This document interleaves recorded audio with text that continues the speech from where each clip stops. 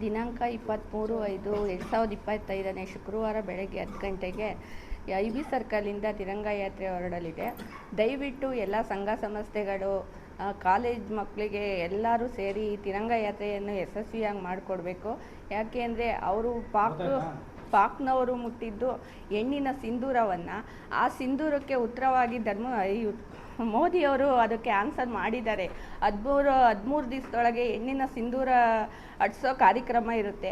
ಆ ಕಾರ್ಯಕ್ರಮದಲ್ಲಿ ಪಾಕ್ನವ್ರಿಗೆ ಸಿಂಧೂರ ಅಡಿಸಿದವ್ರಿಗೆ ಆ ರಕ್ತದಿಂದನೇ ಆ ಸಿಂಧೂರಕ್ಕೆ ಬೆಲೆ ಏನು ಅನ್ನೋದು ಹೇಳ್ಕೊಟ್ಟಿದ್ದಾರೆ. ಹಾಗಾಗಿ ಆ ಸೈನಿಕರಿಗೆ ನಾವು ಶಕ್ತಿ ತುಂಬ ಅಂತ ಕೆಲಸ ಮಾಡಬೇಕಾಗಿದೆ. ಹಾಗಾಗಿ ಅವತ್ತು ಎಲ್ಲರೂ ಸೇರಿ ಆ ಕಾರ್ಯಕ್ರಮವನ್ನು ಯಶಸ್ವಿಯಾಗಿ ಮಾಡಿಕೊಡೋಣ ಅಂತ ಎಲ್ಲರಿಗೂ ದಿನಾಂಕ 23/5 ಶುಕ್ರವಾರ ಬೆಳಗ್ಗೆ 10 ಗಂಟೆಗೆ ತಿರಂಗ ಯಾತ್ರೆ ಶಿರಾದಲ್ಲಿ ನಡೀತಾ ಇದೆ.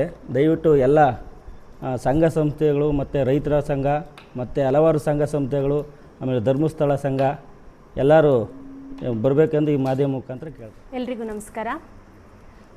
ಈ ಮುಖಾಂತರ ಇವತ್ತು ನಾವು ಪ್ರೆಸ್ ಮೀಟ್ ಮಾಡ್ತಿರೋ ಉದ್ದೇಶ ಏನಂದರೆ 23/5/2025 ಶುಕ್ರವಾರ ಬೆಳಗ್ಗೆ 12 ಗಂಟೆಗೆ ಬೆಳಗ್ಗೆ 10 ಗಂಟೆಗೆ ಒಂದು ತಿರಂಗ ಯಾತ್ರೆ ಮತ್ತು ಸಿಂಧೂರ್ ಯಾತ್ರೆಯನ್ನು ನಾವು ಹಮ್ಮಿಕೊಂಡಿದ್ದೇವೆ.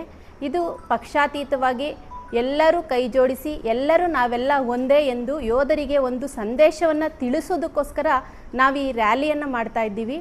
ಸೊ ಪ್ರತಿಯೊಬ್ಬರು ಕೂಡ ಎಲ್ಲ ಸಂಘಟನೆಯವರು ಇವತ್ತಿನ ಯೂತ್ಸು ಮುಂದೆ ಬರಬೇಕು. ಯಾಕಂದರೆ ಇವತ್ತು ನಾವು ನೆಮ್ಮದಿಯಾಗಿ ನಿದ್ದೆ ಮಾಡ್ತಾ ಇದ್ದೀವಿ ಅಂತಂದರೆ ಇವತ್ತು ನಮ್ಮ ಯೋಧರು ಅವರು ಪ್ರಾಣಗಳನ್ನ ಲೆಕ್ಕಕ್ಕಿಡದೆ ಇವತ್ತು ಗಡಿಗಳಲ್ಲಿ ಯುದ್ಧಗಳನ್ನು ಮಾಡಿ ಇವತ್ತು ನಮ್ಮನ್ನು ನೆಮ್ಮದಿಯಾಗಿ ಮಲಗೋ ರೀತಿ ಮಾಡ್ತಾ ಇದ್ದಾರೆ. ಸೊ ಅವ್ರುಗಳಿಗೆ ನಾವೆಲ್ಲ ಭಾರತೀಯರು ನಿಮ್ಮ ಜೊತೆ ಇದ್ದೀವಿ, ನಿಮಗೆ ನಾವು ಧನ್ಯವಾದಗಳನ್ನ ಹೇಳ್ತೀವಿ ಅಂತ ಪಾಕನ್ನು ಉರುಳಿಸುವಂಥ ಒಂದು ಶಕ್ತಿಯನ್ನು ಇವತ್ತು ಮೋದಿಜಿ ಅವ್ರಿಗೆ ತುಂಬಿದ್ದಾರೆ. ಸೊ ಮೋದಿಜಿಗೂ ಕೂಡ ನಾವೊಂದು ಈ ಶಿರಾ ತಾಲೂಕಿನಾದ್ಯಂತ ನಾವೊಂದು ಮೆಸೇಜ್ ಕೊಡಬೇಕಾಗಿದೆ. ಮೋದಿಜಿ, ನಾವೆಲ್ಲ ಭಾರತೀಯರು ಒಂದಾಗಿ ನಿಮ್ಮ ಜೊತೆ ಇದ್ದೀವಿ, ಇವತ್ತು ನೀವು ನಮ್ಮನ್ನು ರಕ್ಷಿಸ್ತಾ ಇದ್ದೀರಾ. ಸೊ ನಾವು ಕೂಡ ಯಾವುದೇ ಸಂದರ್ಭದಲ್ಲಾದರೂ ನಾವೆಲ್ಲ ಒಗ್ಗಟ್ಟಿನಲ್ಲಿ ದೇಶಕ್ಕೋಸ್ಕರ ನಾವು ಹೋರಾಡಲು ರೆಡಿ ಇದ್ದೀವಿ ಅನ್ನೋ ಒಂದು ಸಂದೇಶವನ್ನು ಕೊಡಬೇಕು. ಹಾಗೆ ಯೋಧರಿಗೆ ಒಂದು ಧನ್ಯವಾದಗಳನ್ನ ಹೇಳಬೇಕು.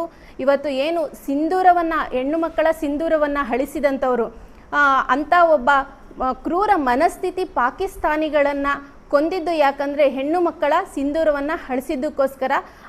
ಈಗ 23ನೇ ತಾರೀಕು ಏನು ಶುಕ್ರವಾರ ನಾವು ಸಿಂಧೂರ್ ಯಾತ್ರೆ ಮಾಡೋದೇನೆಂದರೆ ಸಿಂಧೂರವನ್ನು ಎಲ್ಲರೂ ಧರಿಸಿ.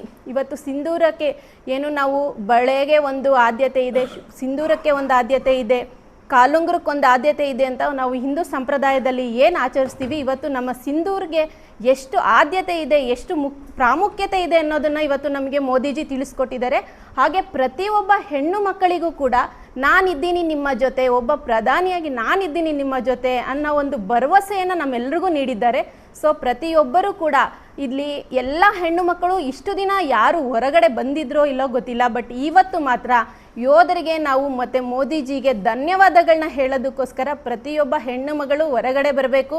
ಹಾಗೆ ಎಲ್ಲ ಕಾಲೇಜ್ನವರು, ಹಾಗೆ ಎಲ್ಲ ಸ್ಕೂಲ್ನವರು, ಇವಾಗ ಸ್ಕೂಲ್ ರಜೆ ಇರೋದ್ರಿಂದ ಸ್ಕೂಲವ್ರನ್ನ ಕೂಡ ನಾನು ಎಲ್ಲ ಶಾಲೆ ಕಾಲೇಜುಗಳಲ್ಲಿ ಕೇಳ್ಕೊತೀನಿ, ದಯವಿಟ್ಟು ಅವತ್ತೊಂದಿನ ನಾವು ದೇಶಕ್ಕೋಸ್ಕರ ಒಂದು ಅರ್ಧ ಗಂಟೆ 1 ಗಂಟೆ ಸಮಯವನ್ನು ನಿಗದಿಪಡಿಸಿ ಎಲ್ಲರೂ ಕೂಡ ಯಶಸ್ವಿಯಾಗಿ ಈ ಕಾರ್ಯಕ್ರಮ ನೆರವೇರೋದಕ್ಕೆ ಒಂದು ಭಾಗಿಯಾಗಬೇಕು ಅಂತೇಳಿ ಎಲ್ಲರಲ್ಲಿ ಕೋರ್ಕಂತ ನಾನು 2 ಮಾತನ್ನು ಮುಗಿಸ್ತೀನಿ. ಧನ್ಯವಾದ.